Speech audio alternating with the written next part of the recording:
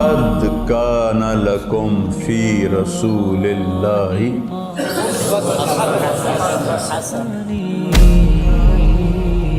بن قینان بن آنوش من شیس و بن آدم علیہ السلام.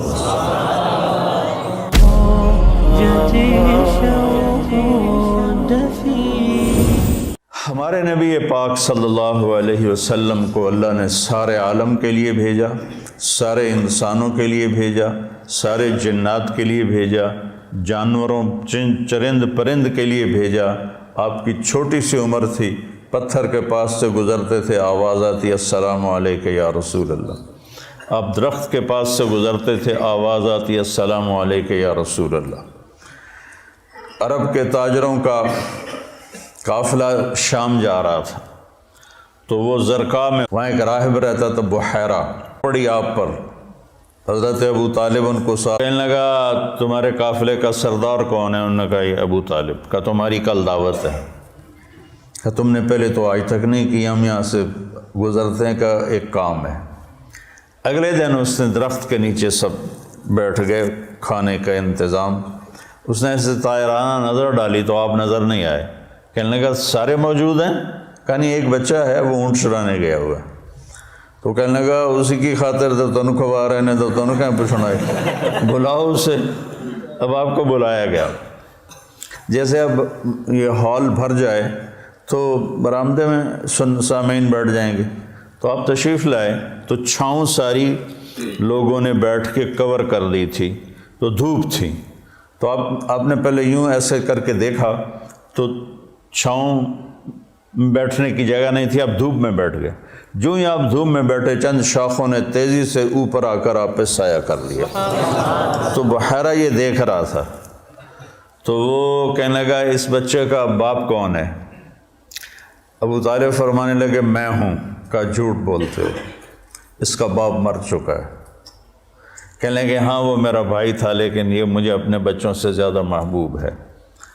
تو اس نے ایسے آپ کی آنکھوں کو دیکھا، اس میں سرخ ڈورے تھے.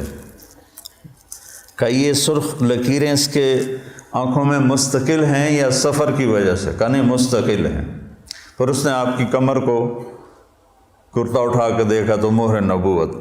کہا یہ اس دنیا کا آخری نبی ہے، اس کو یہیں سے لے کر واپس چلے جاؤ ورنہ یہود دیکھیں گے تو قتل کر دیں گے.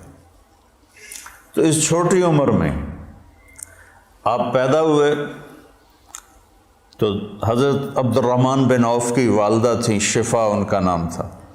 انہوں نے آپ کو لیا گود میں. آپ پیدا ہوئے تو بچہ پیدا ہوتا ہے تو اس کی ناف اور آنت، ماں کی آنت سے ناف جڑی ہوتی ہے، ختنہ نہیں ہوتا، اور اس کے پیدا ہونے سے پہلے گندا پانی نکلتا ہے، پھر گندگی نکلتی ہے، اس میں بچہ پیدا ہوتا ہے. جب آپ تشریف لا رہے تھے تو آپ کے ساتھ ایک قطرہ ماں کے پیٹ کی گندگی کا نہیں نکلا. جب آپ جو باہر آ رہے تھے کمرے میں خوشبو پھیل رہی تھی. وہ بچے کے پیدا ہونے کے ساتھ وہ گندگی ہوتی ہے، بدبو ہوتی ہے، خوشبو پھیل رہی تھی. جب اس کی نظر پڑی آپ کی ناف پر تو وہ کٹی ہوئی تھی، آنت سے جدا تھی، باہر کینچی سے نہیں کاٹنی پڑی. اس کی نظر پڑی آگے تو آپ کا ختنہ ہوا تھا ماں کے پیٹ سے، ختنہ کروا کے نہیں آئے.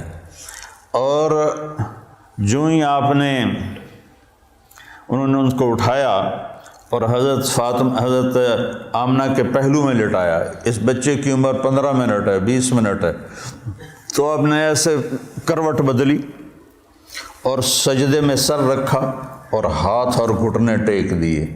اوندھے منہ نہیں ہوئے کہ اوندھے منہ نہیں، پورا سجدہ کیا. تو ماں بھی تھر تھر کانپنے لگی اور دائی بھی ایک ہی بنی. تو آپ نے لمبا سجدہ کر کے ایسے دونوں ہاتھوں پر اپنی چھاتی کو اٹھایا، آسمان کو دیکھا، سیدھے ہاتھ کو اوپر کیا اور شہادت کی انگلی کو ایسے کیا تو پوری چہار طرف نور ہی نور پھیل گیا. آپ گرے اور پھر بچہ یہ پیغام لے کر آئے کہ میں کچھ زندگی لے کر آیا ہوں جس میں نماز بہت بڑی چیز ہے، سجدہ بہت بڑی چیز ہے. بڑے درد کی بات ہے کہ امت کا 80-90% نماز چھوڑ چکا ہے. اور کچھ ایسے نادان ہیں جو کہتے جی نماز دل دی ہوندی ہے، اگر روٹی بھی دل دی کھا لیا کرو. نماز تو جی دل دی ہوندی ہے کہ ہماری طرف ہیں بہت جاہل ایسے لوگ۔ تو آپ نے لمبا سجدہ کر کے نماز کا پیغام دیا، اور جب آپ دنیا سے جا رہے تھے وہ بھی 12 ربیع الاول تھا، پیر کا دن تھا، اور زوال سے پہلے کا وقت تھا، اور آپ کے آخری الفاظ تھے حضرت عائشہ کے سینے پہ سر رکھے ہوئے، الصلاۃ الصلاۃ الصلاۃ، میری امت نماز نہ چھوڑنا، نماز نہ چھوڑنا، نماز نہ چھوڑ۔ جعلت قرۃ عینی فی الصلاۃ، نماز۔